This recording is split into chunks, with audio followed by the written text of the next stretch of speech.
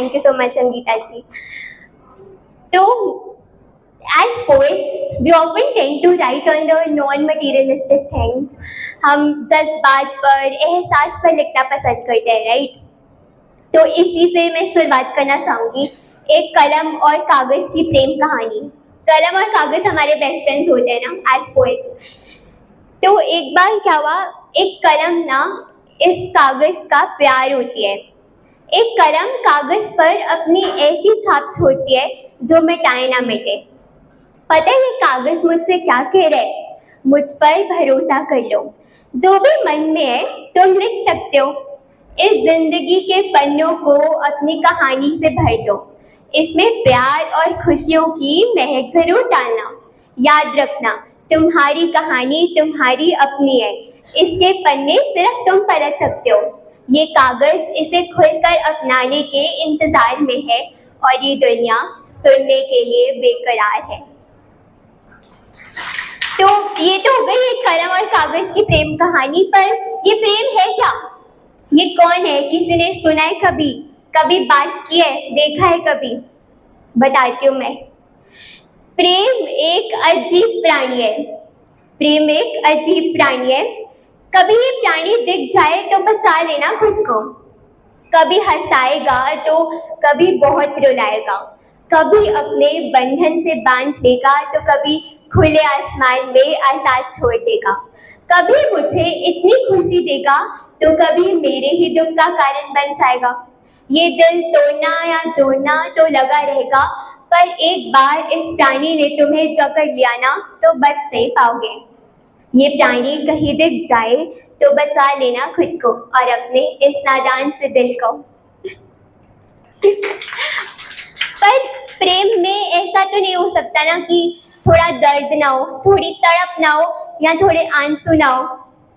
तो बात करते हैं, हम वो बात कर रहे थे ना नॉन मटीरियलिस्टिक चीजों की।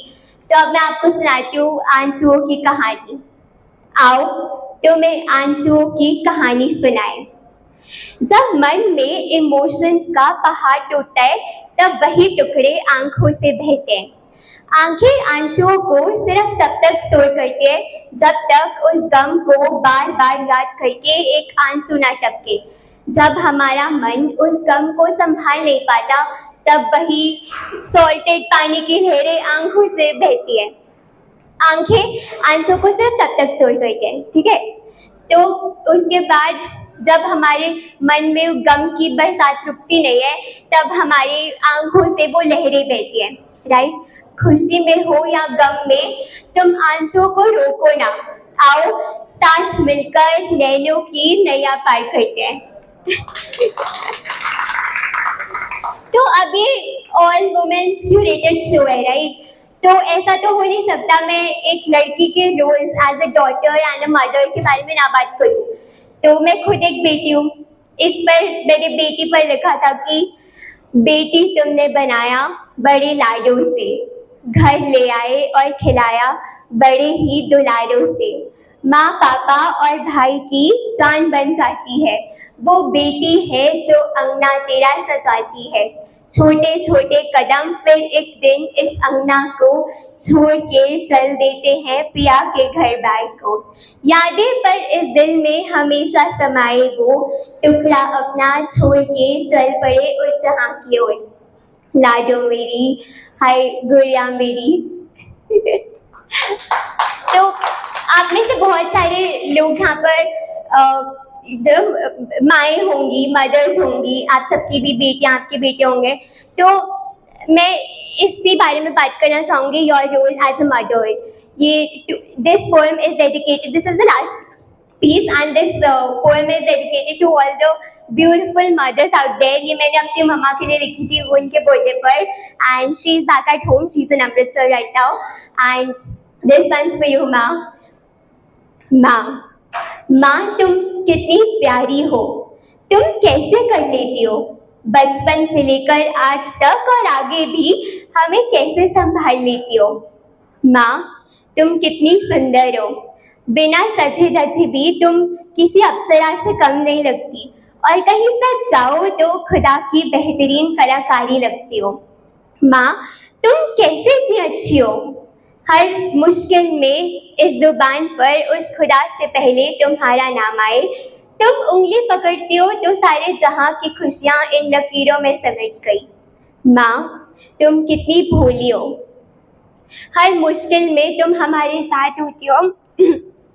हर खुशी में तुम खुश हो जाती हो।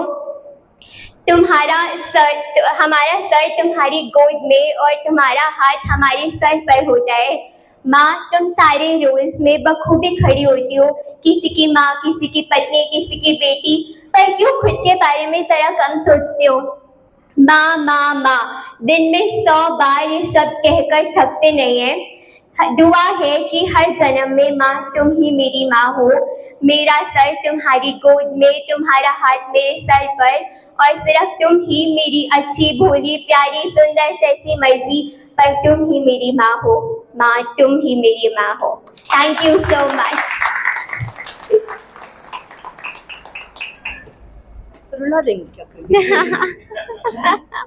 It's much great, Madhuri. I think she really deserves a big round of applause.